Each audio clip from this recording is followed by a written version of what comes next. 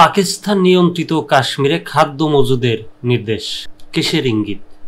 যুদ্ধ বা জানমালের ক্ষয়ক্ষতি হওয়ার সম্ভাবনা থাকতে পারে, সেজন্যই হয়তো বা এমন নির্দেশনা দেওয়া হয়েছে। ভারত পাকিস্তান উত্তেজনার মধ্যে বাসিন্দাদের খাদ্য মজুদ করার নির্দেশ দিয়েছে আজাদ জম্মু ও কাশ্মীর কর্তৃপক্ষ। দুই দেশের সামরিক সংঘাতের আশঙ্কা মাথায় রেখে সীমান্তের কাছের বাসিন্দাদের গুরুত্ব দিয়ে এ আদেশ পালনের জোর তাগিদ দেওয়া হয়েছে। গত মাসে ভারত নিয়ন্ত্রিত জম্মু ও কাশ্মীরে সন্ত্রাসী হামলার পর চিরপ্রতিদ্বন্দ্বী পাকিস্তান ও ভারতের মধ্যে উত্তেজনা ছড়িয়ে পড়ে। দুটি পারমাণবিক শক্তিধর দেশ একের পর এক শাস্তিমূলক কূটনৈতিক ব্যবস্থা গ্রহণ করেছে। ফলে যুদ্ধের আশঙ্কা সীমান্তবর্তী বাসিন্দাদের মধ্যে তীব্র হচ্ছে। খবর জিও টিভি নিউজের।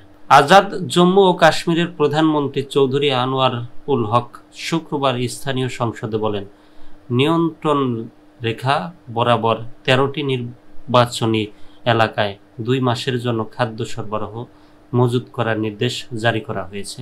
তিনি বলেন, 13টি নির্বাচনী এলাকায় খাদ্য, ওষুধ এবং অন্যান্য সমস্ত মৌলিক প্রয়োজনীয়তা সরবরাহ নিশ্চিত করার জন্য আজাদ জম্মু ও কাশ্মীর সরকার 1 বিলিয়ন রুপির জরুরি তহবিলও মজুত করেছে। তিনি বলেন, নিয়ন্ত্রণ রেখা বরাবর এলাকায় রাস্তাঘাট রক্ষণাবেক্ষণের জন্য সরকারি এবং বেসরকারি মালিকানাধীন যন্ত্রপাতিও মোতায়েন করা হচ্ছে। এছাড়া সামরিক উত্তেজনা বৃদ্ধির আশঙ্কায় আজাদ কাশ্মীর কর্তৃপক্ষ বৃহস্পতিবার 10 দিনের জন্য 1000টিরও বেশি ধর্মীয় বিদ্যালয় বন্ধ করে দিয়েছে। পেহেলগামে হামলা এবং পরবর্তী উত্তেজনার কারণে সম্ভাব্য সব পরিস্থিতি মোকাবেলায় এ উদ্যোগ নেয় কর্তৃপক্ষ। প্রসঙ্গত, কাশ্মীর হামলার জেরে ভারত পাকিস্তান উত্তেজনা ক্রমেই বাড়ছে।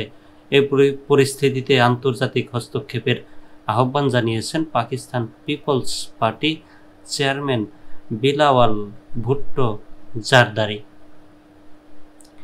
ব্রিটিশ সংবাদ মাধ্যম স্কাই নিউজকে দেওয়া এক সাক্ষাৎকারে বিলাওয়াল এমন আহ্বান জানান।